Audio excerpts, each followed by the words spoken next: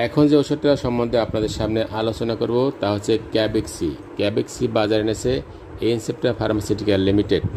ক্যাবেক্সিতে আছে calcium lactate gluconate plus calcium carbonate plus vitamin C.